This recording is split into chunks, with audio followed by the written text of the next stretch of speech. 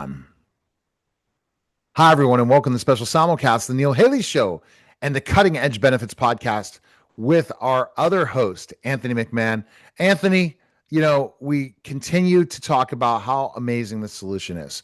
I already know it because the bottom line is that if you can provide better benefits for your employees, they're going to be happier, healthier, and more productive. And you're going to save money at the same time. So many small business owners and medium-sized businesses need this, don't they? Yes, they do. So let's kind of dive deeper into this and talk about the topic you want to talk about today.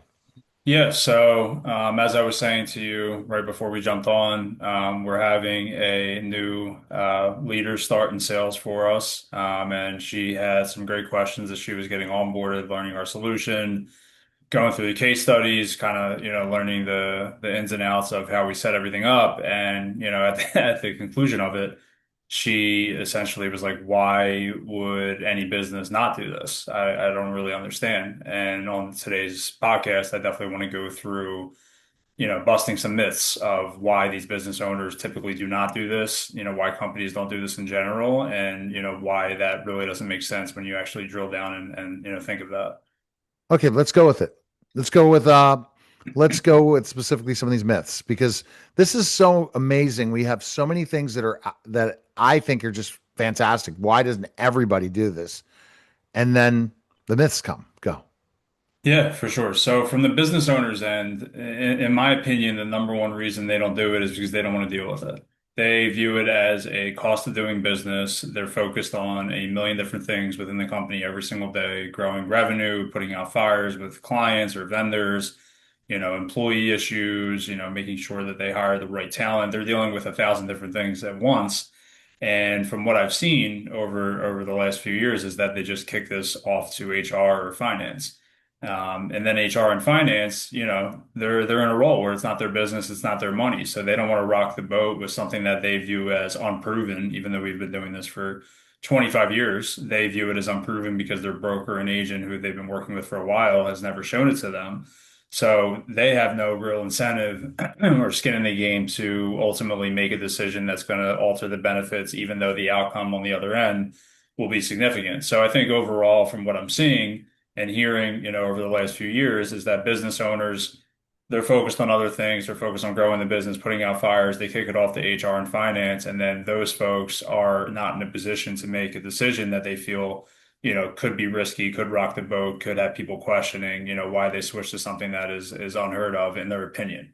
So that was the main genesis of what I told her. And then also, another thing that people don't realize is that most of these relationships are long-standing in terms of the broker and agent that are working with the business owner. It might be their, frat brother. It might be the sorority sister. It might be their brother-in-law. It might be, their best friend from growing up. And these relationships, they're not built on, logic. They're not built on statistics. They're built on, bonding and they're built on trust, which is extremely important. And I'm not going to dismiss that whatsoever, but there's not a deep analysis that most aspects of business would partake to make sure that this is the right decision. They're just based on a recommendation from a long-standing relationship that they have with somebody that they know for a long time. So those are a mix of all the reasons I think business owners don't do this, is that their best friend or their family member is typically their agent or broker. They don't want to disrupt that. They're focused on running the business, the day-to-day is putting out fire, growing revenue. They don't really think of employee benefits as this huge strategic opportunity for them. And when it gets kicked off to HR and finance, those folks are really have no incentive, no skin in the game, and it's not their money that they would be, gaining by putting this in place and saving, what our clients save.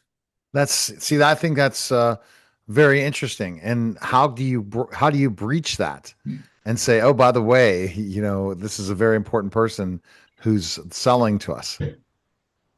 So it's tough, We go about it a couple different ways. I mean, sometimes you really just have to say what it is, and that person, can shift to a different role.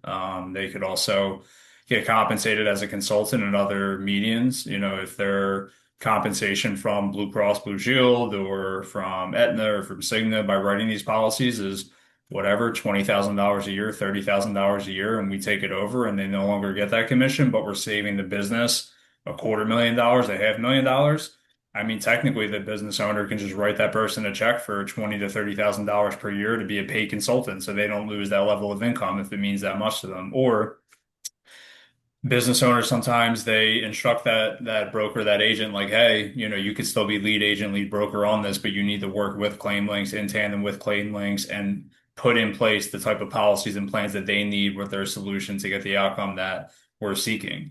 So I would say either, pay them to basically step away if they don't, want to hurt their income levels. They could just bring them on as a paid consultant, or they could have them work with us, but make sure that they're following our guide, our lead, to make sure that the employees and the business is getting the outcome that we want.